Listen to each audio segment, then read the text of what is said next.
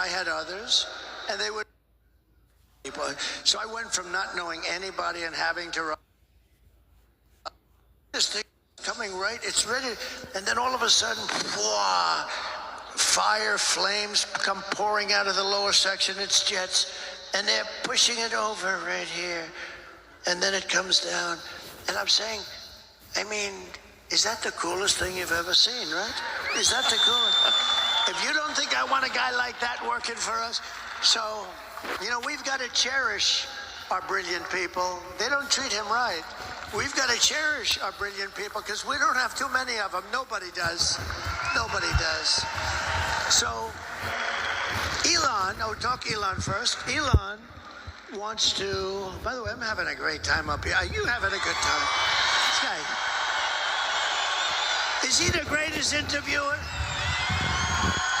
He asked me one little question. I talked for 20 minutes, and they're going to say he's better than Larry King at his prime, right? It's an easy job. Is that the greatest? You're an easy interview. He is great at what he does. There's few like him, I will tell you that. So with Elon, here's a theory, and he's right, that there's unbelievable waste and fraud. Like, I saved much more than $1 billion when I came into the White House in one day when I said I'm not going to pay that much to Boeing for Air Force One. And they ended up taking like much more than $1 billion off the price. It took about a couple of weeks, you know, saying I'm not buying it. No, I don't want it. But there's a plane that you're saving much more than $1 billion. And you've got thousands of things like that. Not as much, and in some cases much more. They're building an aircraft carrier, the Gerald Ford. The thing came in like at $20 billion for a boat, $20 billion. And it doesn't work because they decided to use electric catapults that throws the planes off instead of steam. They decided to go electric. Why are they people that going all electric? By the way, I'd end the electric mandate on cars day one. You should have electric, but you got to have gasoline. You got to have everything. That'll come off on day one. Many things will be done on day one. Your head will spin when you see what's going to happen. The stupidity. But what I like about Elon, you know, Elon's a great cost cutter, and Elon thinks he can cut the costs of our government by $2 trillion. That's the entire deficit, you know, because it's now at a level. By the way, we have the biggest deficit we've ever had under this stupid group of people. But he thinks he can cut $2 trillion without affecting anybody, just through, and I think he can do that. I do. I believe that. And that's really what he wants to do. He doesn't want to work. He doesn't want to become a secretary of something. I mean, I'd love to have him, to be honest with you. But he doesn't want to. He's doing a couple of other things, you know, like rocket ships. You know, he sends 92% of the rockets that go up are his rockets. Think of that. Russia, China, and us, 92% are him. And he's the only one. I asked him, I said, are you the only one that can do that? He's the only one that can land it like that. And he said it'll be years before they can do it. He's a great guy. He wants to cut costs. That's what he wants to do. He wants to save the country. He said that if Trump doesn't get elected, the country is finished. Because, you know, he understands me. And I understand. I got to know him a little bit in the White House, but much more so over the last few months. He endorsed me. He gave me an endorsement that was so beautiful. He said, if Trump doesn't win, I think this country's finished. He's worried about the country. He's worried about it. He thinks he can save $2 trillion, in which case we don't have a deficit. I mean, the whole thing would be $2 trillion a year, by the way, a year. And I will definitely, now, Bobby is great. The only thing I'm a little bit worried about with Bobby, so I want him to work on health, and I think there's nobody like him. I mean, I think he's right with so much of the things he's talking about, because, you know, we're not a healthy country. If you look at some of the countries in Europe, they're much more healthy than us. We're a rich country. I mean, you know, we got to get rid of a little debt, but that's okay. We've typically been very good at that. I've been very proficient at that. I've had it both ways. I've had a lot of debt, and I've had very little debt. And as you get older, having very little debt is much better, believe me. But you know what? He really wants to, with the pesticides and the, all the different things. I said he can do it. He can do anything he wants. He wants to look at the vaccines. He wants everything. I think it's great. I think it's great. The only thing I say to Bobby is leave the liquid gold under our feet alone. We want to have a little gasoline. Because you know what I'm going to do? We're going to unleash much of that. And we're going to, Germany tried to go all green and they almost destroyed their country. And that was the end of Angela, by the way. That was it for Angela. They went all green. They had windmills all over the place. And the wind stopped blowing for a couple of weeks. And that was almost the end of Germany, actually.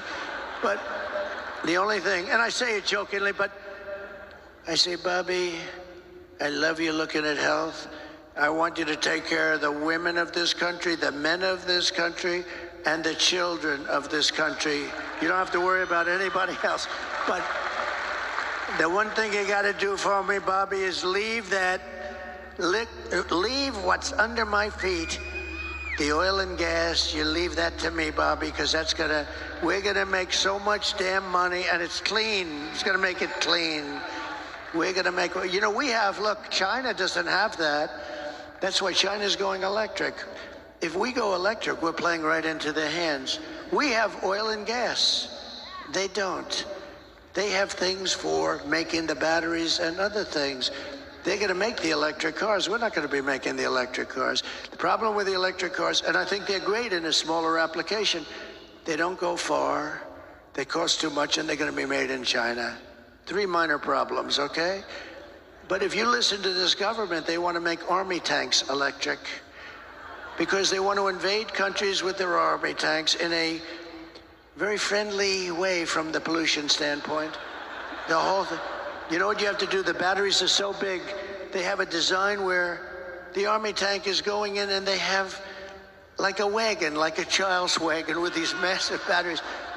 Wait, we're going to have these green wars? These people are crazy. No, they want trucks to be all electric. The problem is they don't go far. That's a problem. You know what else is a problem? So the trucking industry comes to see me because they think I'm going to win. And they come in to see me. And these guys come in. And they're great guys. They've been in like Roger Penske. How good is Roger Penske? The guy's won, but he's in the trucking business too. He's won like 19 Indianapolis 5. Think of how good this guy is. Japan spends billions on coming up with a race car. Germany spends billions. I don't know if they've ever won, maybe 1 or 2. Roger Penske is an incredible guy. He won 19 Indianapolis 500s. It might even be 20. That was 2 years ago. I gave him the Presidential Medal of Freedom because I said he deserves it. After the 19th, I said he deserves it. But the truckers came in to see me. They say, sir, they want us to go all electric and it'll destroy the industry. Why? Because a truck is 2.5 times heavier if it's run by a battery. I said, that's not good. I don't like that. What does that do to the bridge? He said, how did you pick it up so fast, sir?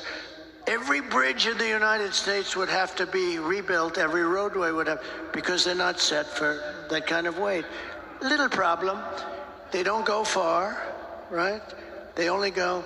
I said, how many times would you, New York to LA, how many times would you have to stop? 6 times, sir, 6. How many times would you have to stop if you loaded up with diesel fuel? We wouldn't have to stop at all, and we can come back a little bit of a ways too. I said, that's a problem. They have a lot of problems, right? Another problem is the battery is much bigger than the tanks of diesel. So it would take a lot of their payload out.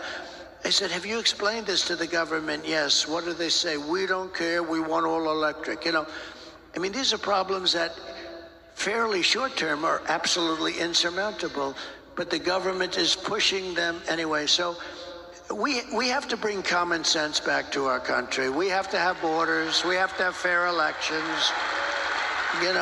We shouldn't be worried about how they're stealing in Pennsylvania and we should have fair elections. We should have one-day elections, all paper ballots, voter ID, and we're finished. So I know you've been up, your schedule is, and this is not a talking point, your schedule is beyond belief, and I know you've been working since 6 a.m. this morning. I don't even know what time it is or what time zone we're in. So this is my last question to you. But after almost 10 years of doing this, going around the country, speaking to huge audiences, almost a decade, you're 4 days from, that's it. How do you, are you sad about that? How do you feel?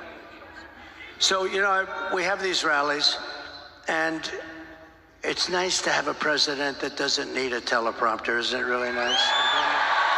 And because you can't have successful rallies if you read it all. They were, everybody would pick up. And we have great rallies. We have the greatest rallies. Even look at this crowd, although I would assume they're here for Tucker, mostly Tucker. Look at this crowd of people you have here. This is not a normal... This isn't normal. And some people, too. No, this isn't a normal situation. I mean, what the hell time is it? And you go back, this is a monster building. I don't know how many people you have here, but you also have a lot of people outside. When we were driving up, there are thousands of people outside.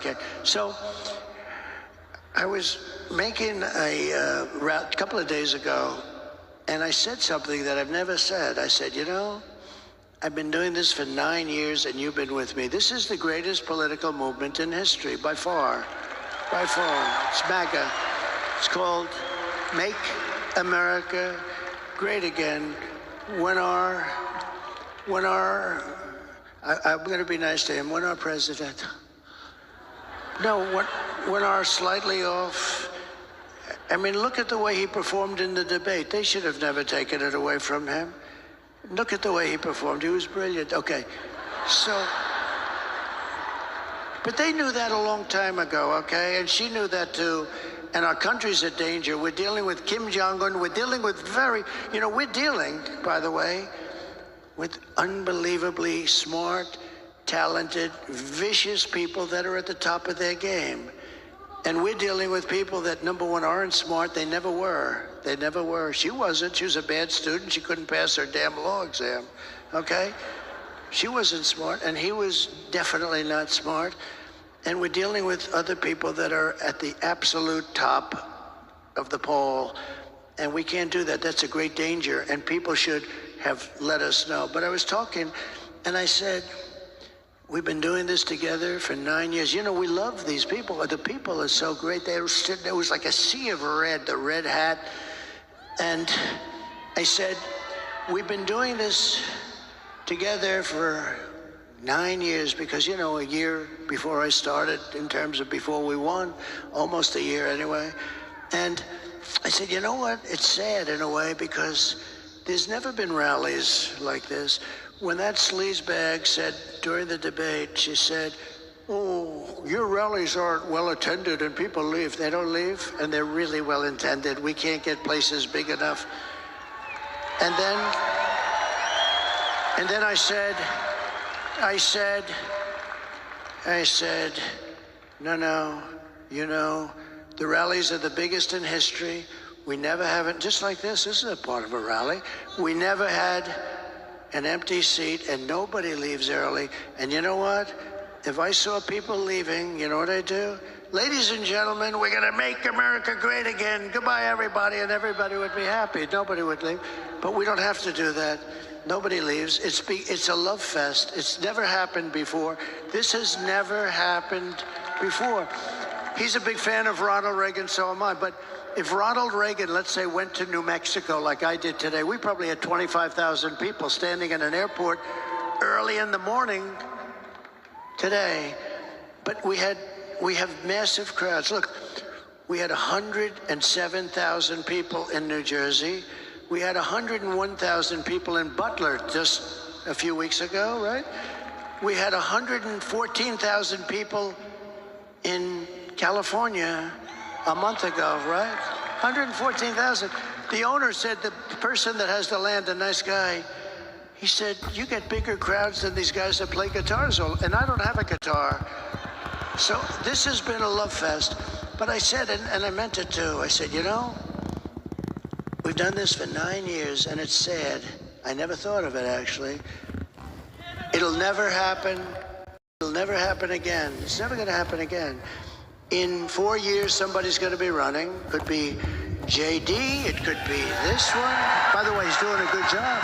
The best. He's doing a good job, but it could be JD, and he'll have competition no matter what. But when you have a rally, they're going to have 250 or 300 people. If Ronald Reagan came back from the dead at the height of Ronald Reagan, if he went to California to have a rally, he'd have 250, 300 people in a ballroom someplace. We have 50, 60, 70, 80, 100,000 people. And in all fairness, we're late. I don't know. I have no idea. I've been doing this all day. I have no idea what time it is, but I know it's not exactly prime time for doing this stuff. And you look up into the rafters of this massive building, and there's no empty seat, there's no anything.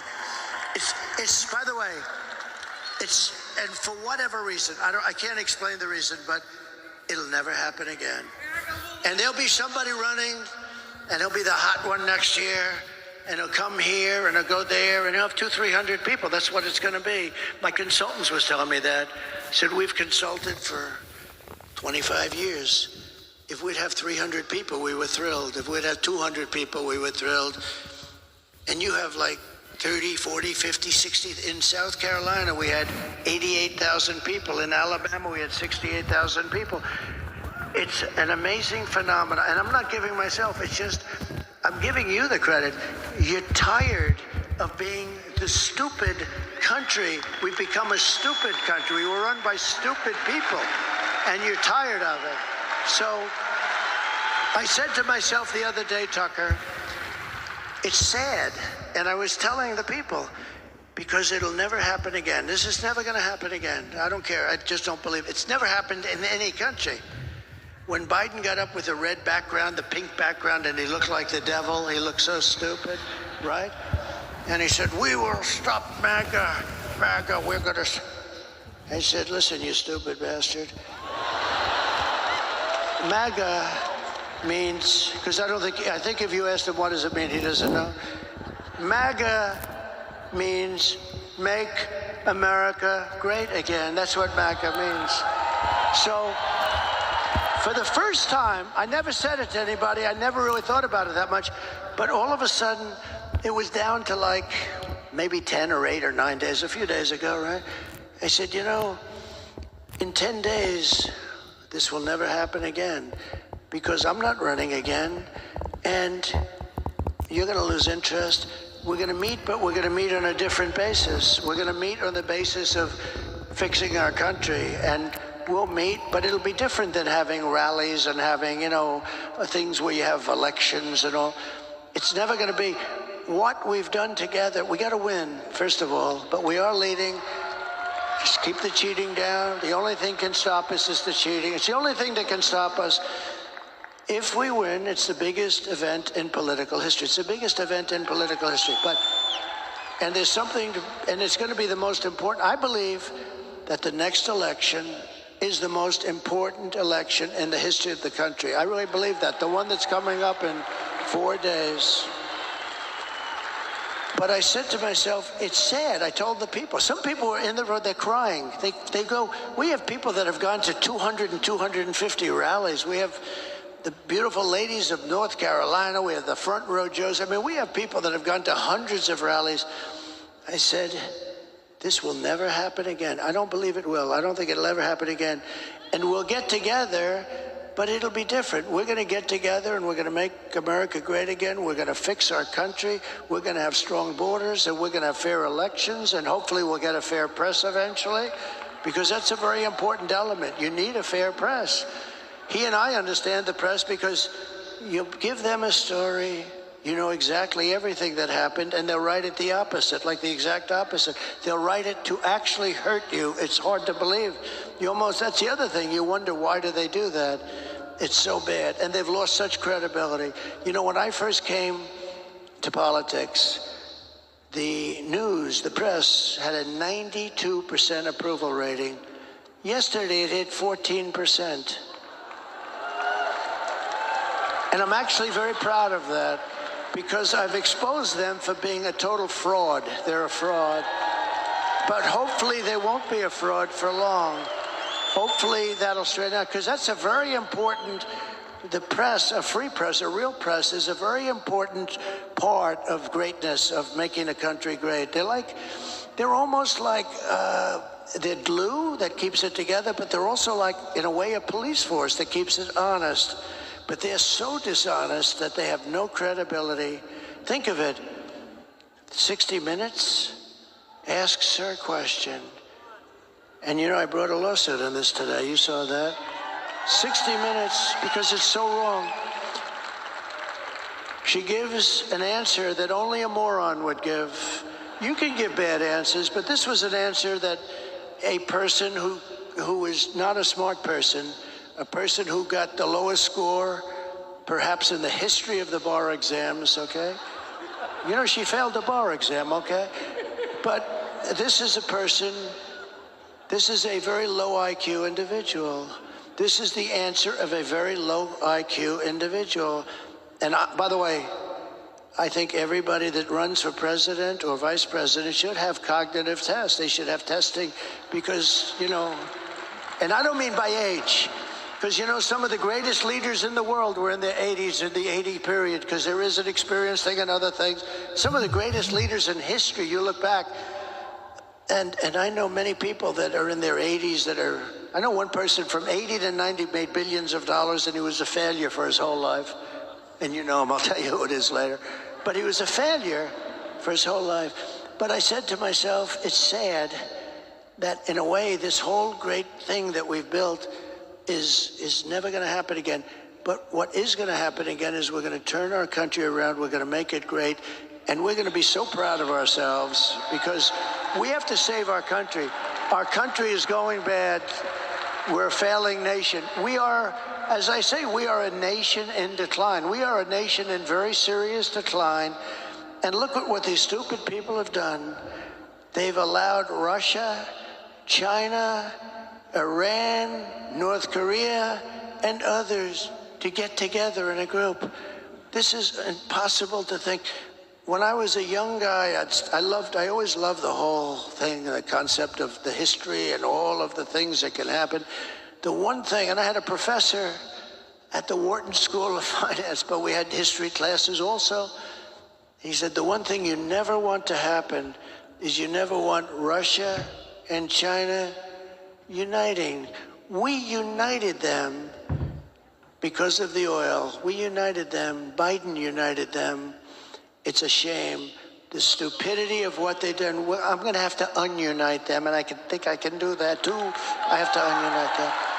But early on, I've read, and you've learned, you never want Russia and China, and they're natural enemies because Russia has massive land and China needs it. Okay? They need that land. China doesn't have the land for the population. Russia has. If you ever look at the size of the Russian landmass, it's like 4 times or 5 times. Doesn't it have like 12 time zones or something? It's massive. They're a natural enemy, and we've allowed them to get together. It's such a dangerous thing. Another thing that we're doing is we're losing the dollar as the standard because of these people that are so. If we lose the dollar as the standard, that's like losing a war, and it'll never happen with me. There's no way that'll happen with me. We got to put it back together. We cannot. That is like losing a war. So we're going to get together, and hopefully we'll get together a lot, but we're going to get together, and I think it's going to be very happy times. We're going to put our country back together, and we're going to make it the greatest country in the world again. And you're going to be very proud of all these rallies that we had. And I just want to thank you for being here so late in the evening. I've been doing this all day, and this guy is fantastic.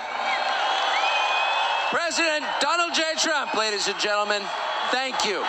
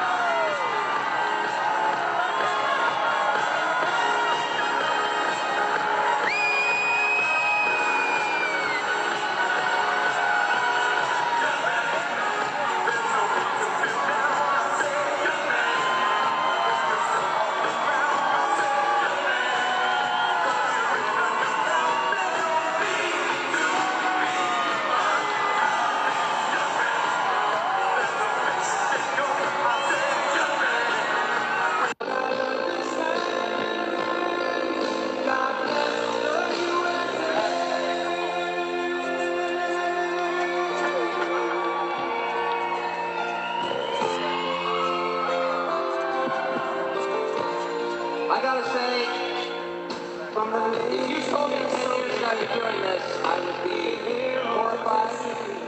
Now I am more honored than I've been in a long time in memory.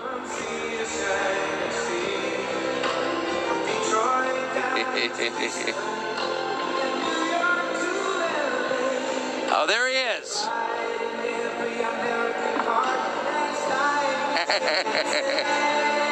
Ladies and gentlemen, President Donald J. Trump.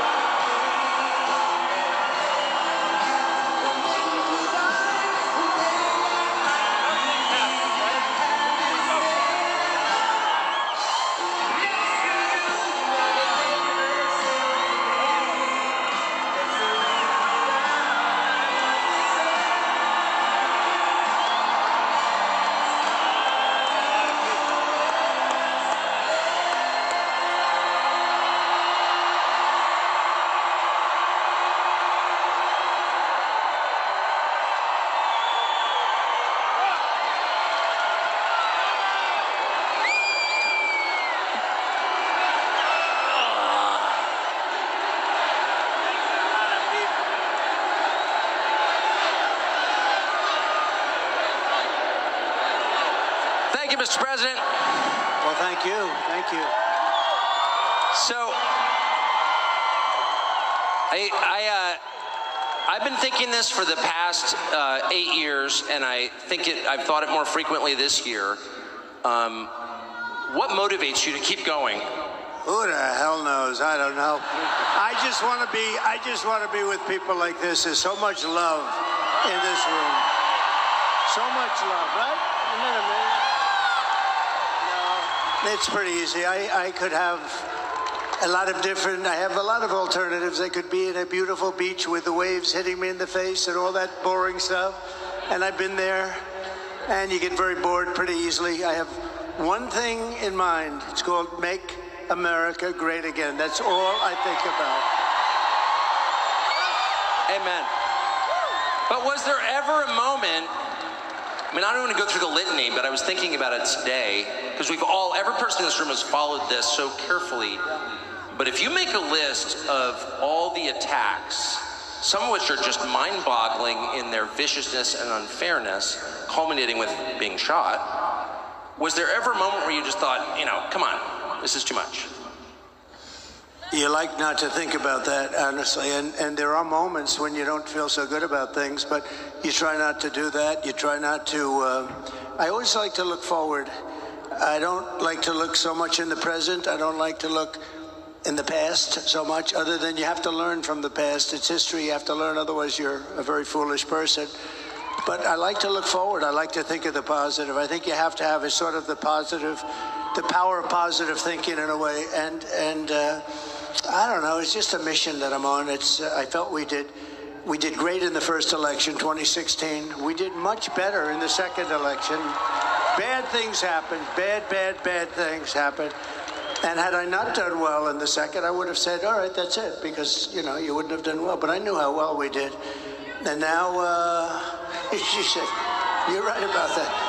But, no, but if I didn't do, we got millions and millions more votes in the second election, which rarely happens to a president. Usually they get less. Almost all the time they get less.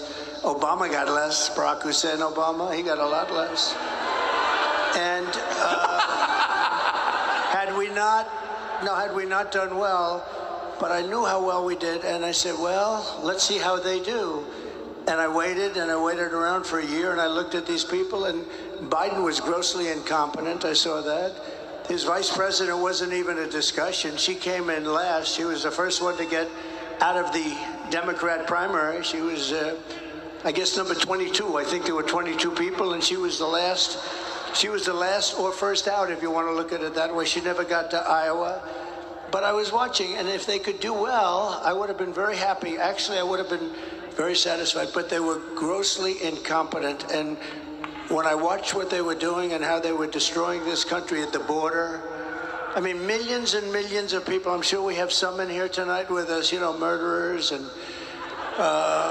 drug dealers, prisoners. You know, they have prisons from all over the world are being emptied out into our country, all over the world, the Congo and Africa, not just South America, you know this. They're opening up their prisons and they're bringing them into our country. Anyway, so I watched other things too. I mean, Afghanistan, you take a look at Afghanistan, what happened with Afghanistan, how bad that was. I wanted to get out, we were getting out, we were going to keep Bagram, but we were getting out with dignity and strength. We were strong. And the way they got out, they took the soldiers out first. No, you take the soldiers out last. Anybody would know that. And you watch all of the things that happened.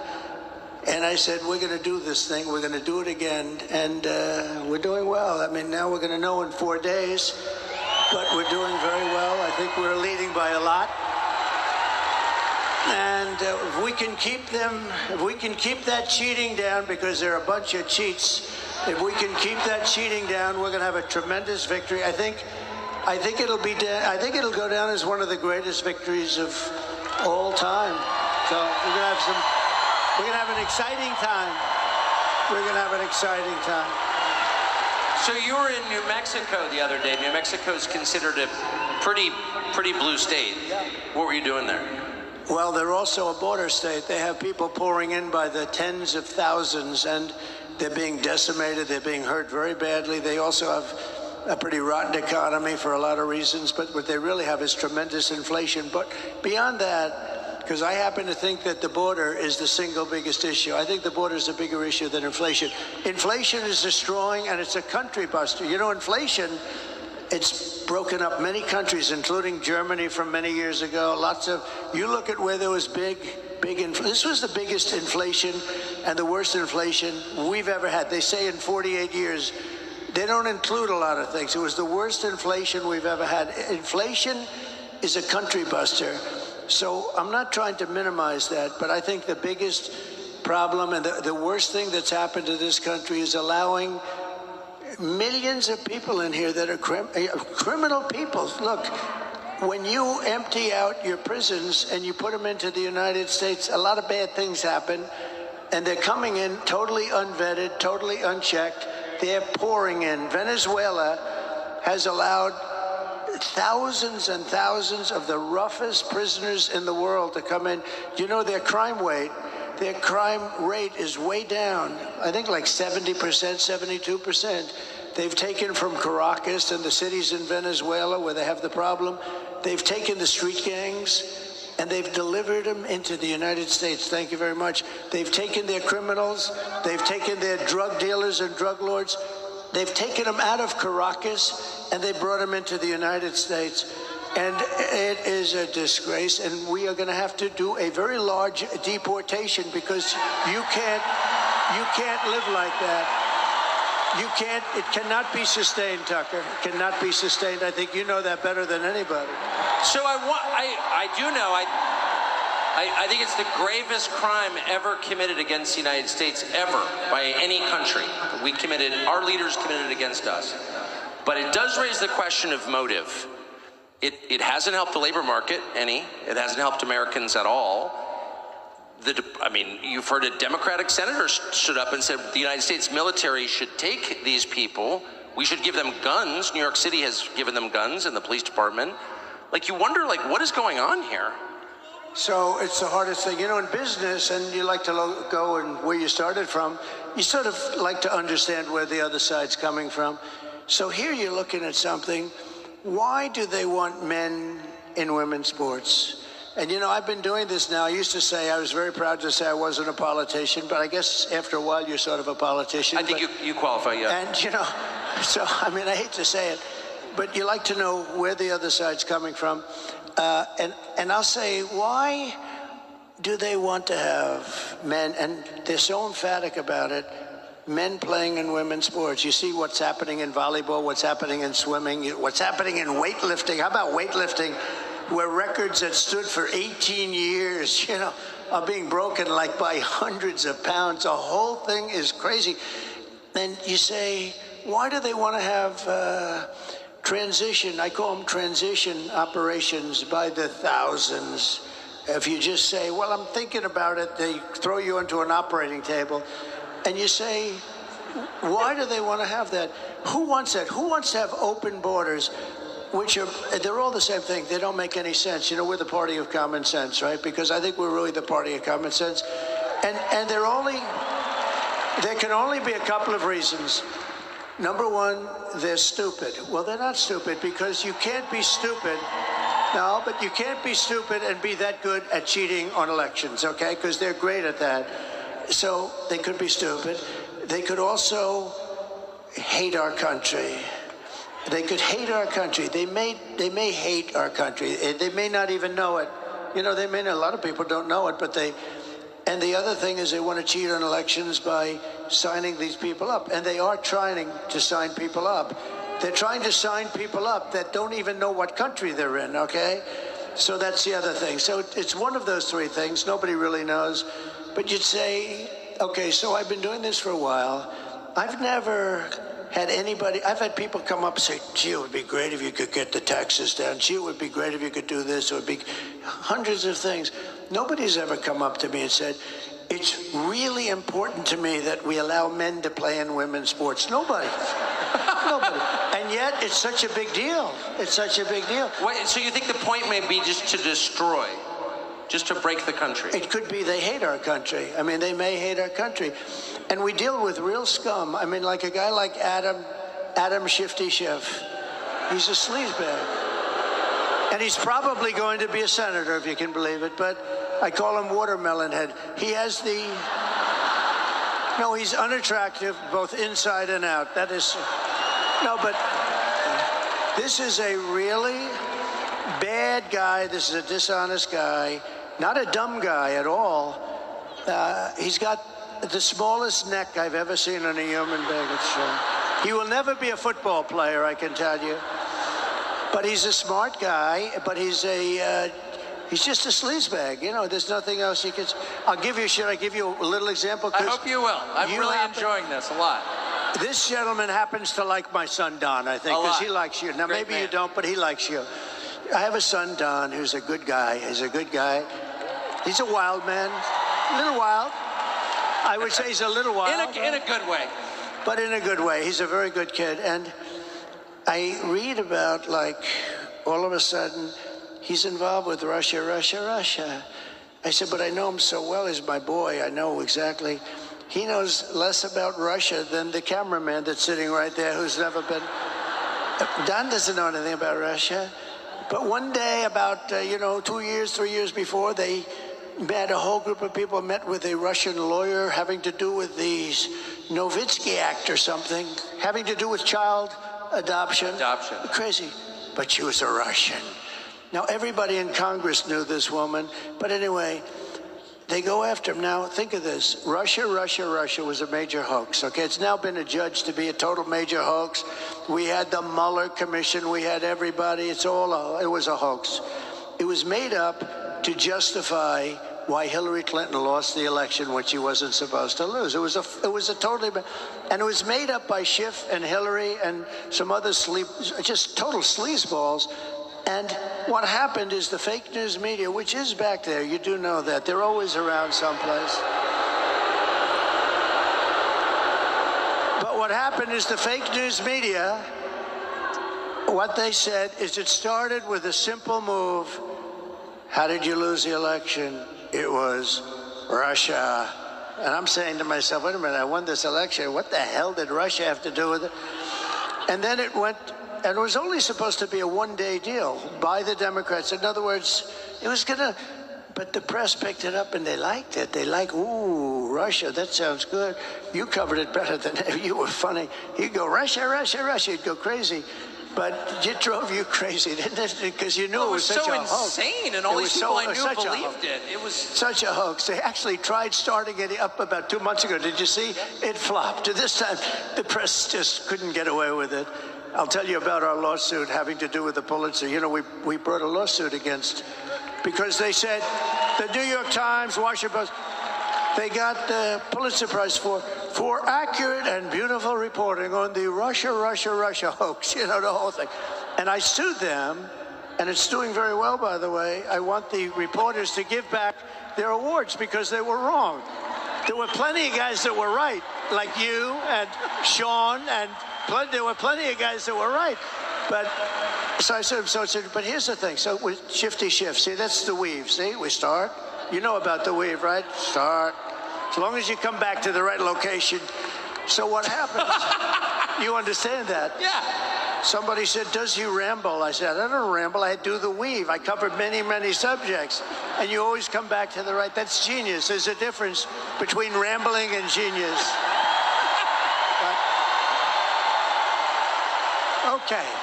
So now getting back to the point. So I have a son, Don, a good guy, knows nothing about Russia, that has zero. And they went through millions of phone calls. There wasn't one call to Russia, et cetera, et cetera. So Shifty Schiff, Adam Schiff, a real sleazebag, he's at an intelligence meeting, and he's not supposed to be talking, but wherever he goes, the press is out there standing because he's provocative or whatever the hell, or because they figure they'll get something bad on me, which is probably much more accurate. So Schiff comes out. Now think of this, how bad a person you have to be. I have a son, and I love my son. I love all my children. You love your children. I mean, there are a couple of people that, who doesn't love their children? There'll be about 20 people out there.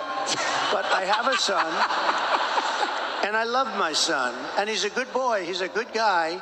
You know Eric, you know Barron. I love my kids. I have good kids. But I love my son. And Schiff goes out. Now think of this. It was him and Crooked Hillary and some other people. They conceived of this hoax. So they know it's a hoax. They know it's not real because it's a made-up story that they conceived, and, you know, they spied on my campaign, all this stuff. But they conceived of the story, so he knows the story is false. And yet he leaves an intelligence meeting, goes to the press, which is waiting outside, a lot of press, and he says something to the effect, Donald Trump Jr., the son of the President of the United States, will be going to jail. He will spend many years in prison for what he's done to our nation. And think of how bad you have to be. He just said that an innocent kid is going to go to prison on a story that's a becocked story. It's a made-up story. And he said, my son, the president's son, is going to spend many years in prison. I called my son. I said, hey, Don, how's everything? Are you okay with this? He said, Dad, I don't know what they're talking about. He said, I don't know what they're talking about. I didn't want to get into it too much because I didn't want to make him nervous. And I said, well, you don't know anything about Russia, do you? He said, Dad, I don't know anything. I have nothing. I don't know what they're talking about. So think of this. It turned out the Mueller report, and I tell you, it was an amazing thing that happened because I had 18 radical left lunatics, and I had Mueller who didn't know where the hell he was, okay? You saw that in the hearings. But think of this. I had no chance. It was a stacked court, but I had an angel in that court. I had somebody that wouldn't allow them to do what some of the sleazebags that you know, and you know who they are. Somebody on that court, and I think I know the person, high quality person, and would not allow them to do what they would have loved to have done, is convict even though you're totally innocent, you didn't even know what the hell. So we were exonerated fully. There was no hoax, there was no anything. We were exonerated fully. But just think of it. Just think, and the Mueller report came out, and it was a complete exoneration. But here's a guy that made up a story that tried to put my son in prison for years. And he knew the story was false. They made it up. How bad a person do you have to be? And I heard the son of the President of the United States is going to jail, and he'll be there for many years on a story. Now, how would you feel if you're the kid? I mean, you're a young kid and you're hearing this crap. Just think of it. But how bad do you have to be? So you know it's fake because he made it up. And you know, he's a storyteller too. You know, he writes little bullshit stories. You know that, right? But I just think they're really, we have some, and you know, I talk about the enemy from within, and they do have, they're the greatest con people in the world. Oh, they talk about how dare, that's a threat to democracy. They're the threat to democracy. You know, the amazing thing is where they say, he wants to become elected and he wants to put people in jail. How terrible. That's what they've been trying to do to me for 4 years. And I should say that your son, Don, had 5 small children. Can you imagine threatening a man with 5 kids with prison for a crime he didn't commit? So you said that you were saved in the end by an angel. How have your views about God changed in the last 8 years, and particularly after getting shot? Well, look, I've always been a believer, but I wouldn't say, you know, there's a certain pastor, Robert Jeffress, and I didn't know, his name is Robert Jeffress, nice guy from Texas. And he said, you know, Trump may not be the best Christian of all, but he's the only one going to take us to the promised land because he's the best leader and he's the toughest guy and he's going to be able to get us through this crazy life.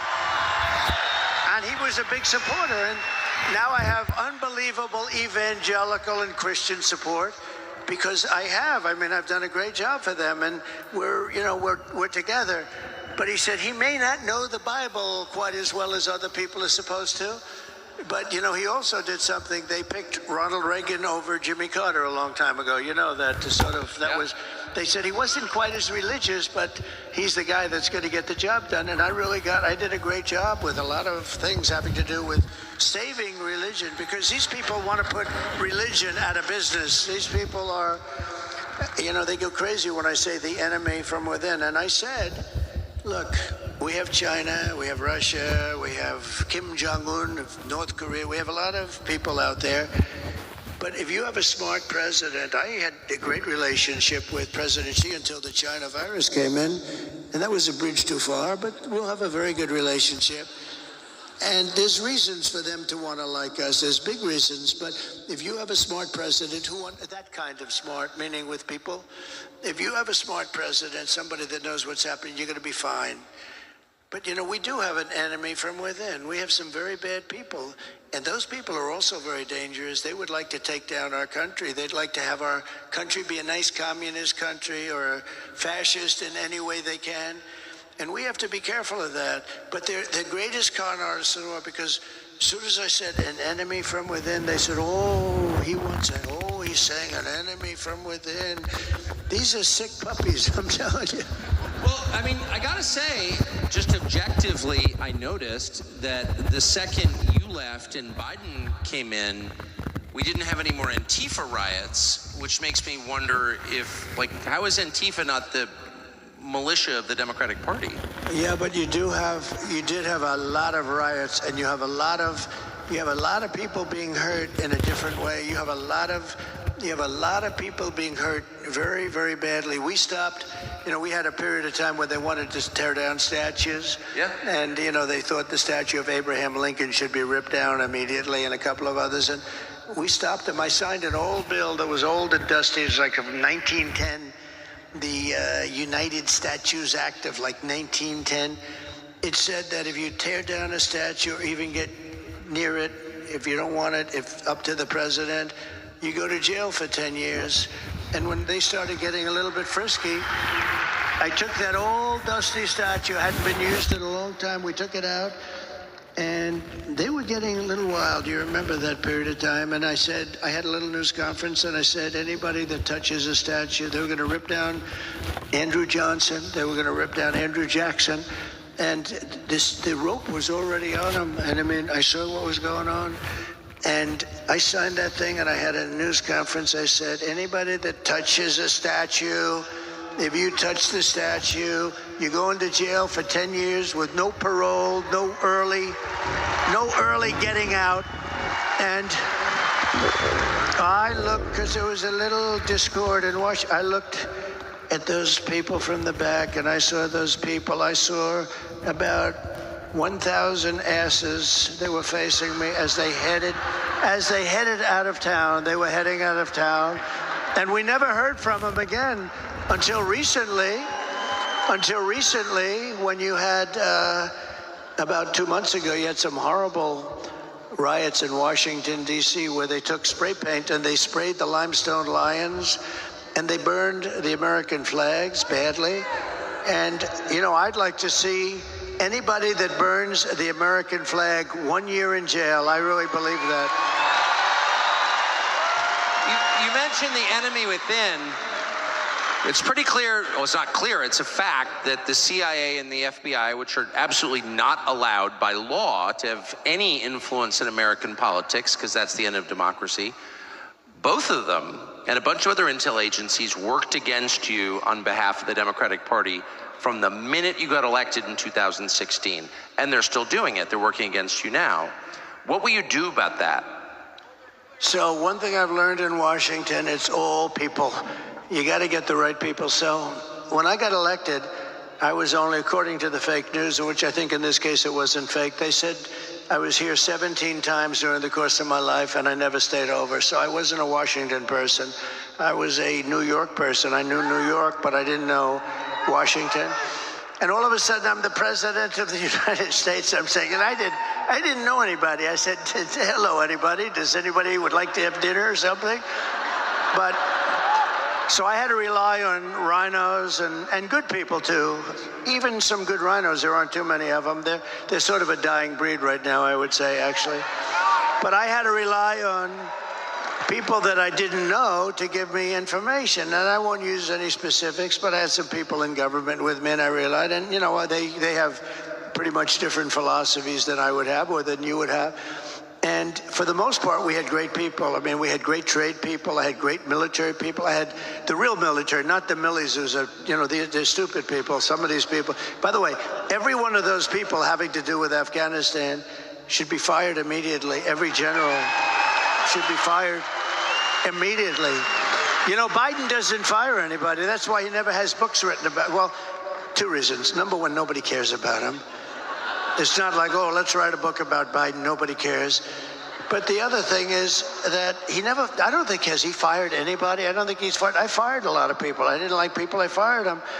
And then he immediately get called by the New York Times or somebody, because they're they truly are the enemy of the people. They're the enemy of the people. Those people right there, not all of them, but about 91%, they're the enemy of the people. So they'll say, oh, he got fired, therefore he... And the interesting thing about firing people, you can fire them really nice, like I've taken months nice and easy, have lunch, let's think about it, In the end, they get fired, and then they wake up the next morning, that son of a bitch fired me, right? Or you can do like I did on The Apprentice. You're fired, get the hell out of here. Doesn't matter. When you fire somebody, you fire somebody. I've learned after years, you might as well just fire them. Then I do another thing. I say, and I wouldn't do that again, because I'm a nice person. I don't want to hurt somebody. I say, give me a letter. You know what that means? Give me a letter. I said, look, it's not working out. You're not the guy for me. Give me a letter of resignations. I say, give me a letter. Everyone knows what that means. So a guy will write a letter, dear. And then he'll say he quit. And that's okay. That's what the problem is when that happens with me, it's always a big story. So-and-so quits. Virtually every person that gave me a letter, I said, give me a letter. Virtually every person that quit, they only quit because I said, essentially, you're fired. Get the hell out of here. But I want to be nice, because I'm not looking to fire somebody publicly. I wouldn't do that anymore. I'm just going to say, if somebody doesn't work out, and no matter how good you are, you always have people that don't work out. It's interesting. Sometimes people, you think they're okay, maybe not so great, they turn out to be great. And sometimes you say, this guy is going to be phenomenal, and he turns out to be a stiff. But I had some people that were, you know, like a guy like John Bolton. A friend of mine calls me after I put him on. He said, don't hire that guy. He's no good. He's bad news. He's dumb as a rock and all that stuff. I said, it's a problem, but I like him for a different reason. He's the one that got Bush, him and Cheney and a couple of other of these lunatics. They got them to go into the Middle East and to create war in the Middle East, to spend $9 trillion. Remember, I used to say, don't go into Iraq, but if you do go in, keep the oil. Well, they went in, but they didn't keep the oil. They didn't keep anything. You know, Iraq is a massive oil country. They have $400 billion right now. But I said, don't go in. But I said it as a civilian, so people cared because for whatever reason, I get a disproportionate amount of publicity. And someday he's going to explain to me why. Will you explain that to me? So even as a civilian, sort of, before I ran, but I'd be very much, involved with things and statements. They'd call and ask. But I said, don't go in. They went in. It was such a bad decision. So Bolton, see again, you get back. Bolton, a real dope. But I thought he'd be great because he was so stupid. He was like a boiler. Every time, if somebody shot down a little tiny crappy drone that cost about $15, he'd want to go to war with Russia.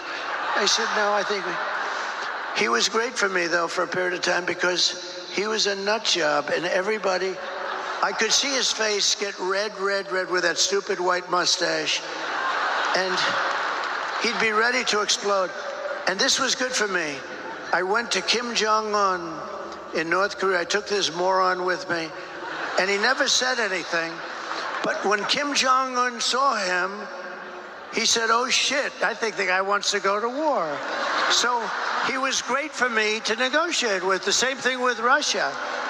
You know, when Putin saw him, I'd be very nice. I'd say, hi, Vladimir, how you doing? And then Putin's, 2 rows back, and he'd see that moron, and he'd say, holy shit, this guy wants to go to war with me. And I got a lot of what I wanted. You know, we killed, as you know, the Nord Stream 2. I killed Nord Stream 2. That's the other thing that's great. Their PR sense, their political sense, very interesting. They love to say that I was a friend of Russia, I worked for Russia, I was a Russian spy. These people are sick. The biggest job Russia ever had is Nord Stream 2. This is the biggest pipeline like in the world. Goes from Russia to Germany and all over Europe. I killed it. Nobody would kill it but me. I stopped it. The thing was half built, dead. Then there's obviously, look, in all fairness to Biden, he was dumb 35 years ago. He was a dumb guy. It's true. It's true. But he comes in and he approves it, but he stops the Keystone pipeline, which really we need. That's our pipeline. But think of it. Wrong country. Yeah, but think of it. It's rough. It's rough stuff. He stopped. I said, wait a minute. It's supposed to be the other way. Let Keystone go, but stop the Russian pipeline. And I went to the Germany and the different countries, but mostly Germany, and say, so let's get this straight.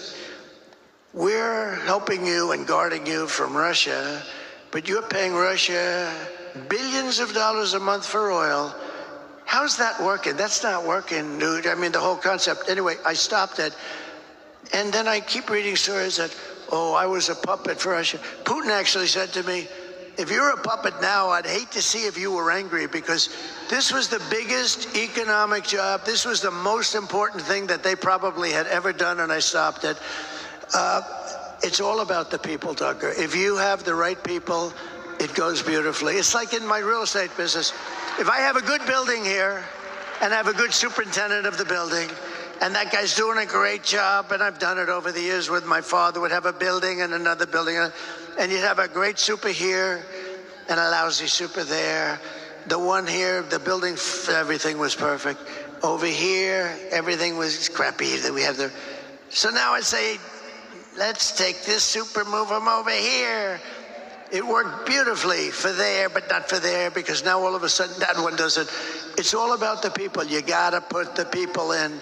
And if I have any complaint about myself, and I don't really blame myself, because in all fairness, I became president of the United States, and I never did this stuff before, you know? It's pretty good. I never did it before. I was driving down Pennsylvania Avenue with Melania, the new first lady, who's great. People love her. She's got the #1 selling book. Tucker, she's got the Melania right now has the #1 selling. Go out and buy it. It's a great book. It really is. But think, so I had never done it before, and I do it. We had 18 people, including me. We had debates, and all of a sudden, we had 17, 16, 15, and they started disappearing. And a lot of people thought I was doing it just for fun. You did. I think Tucker did, too. He thought I was having a good time. I was actually having a good time. But all of a sudden, did you notice they started to disappear? Then you have 10 people, and then, you had low-energy people. You had a lot of interesting people. And then I came up with nicknames for everybody, and for the most part, they were extremely destructive, right? We had some beauties. We had some, like Pocahontas because I don't use my Republican names anymore because I'm friendly with all those guys. We retired those names. But all of a sudden, they start. And then we get down to 10, so now 8 are gone. And we're down to 10. Remember, we needed 2 stages because there were so many. I said, we have the children's stage, and then we have the grown-up stage. And it was all based on the numbers, the ratings, the numbers, your popularity, how you're doing. So then we're 10, then we're 8, then we're 5, then we're 4, 3, 2, 1, right? And all of a sudden, I'm the nominee, and everyone thought I didn't want to be up, but I did want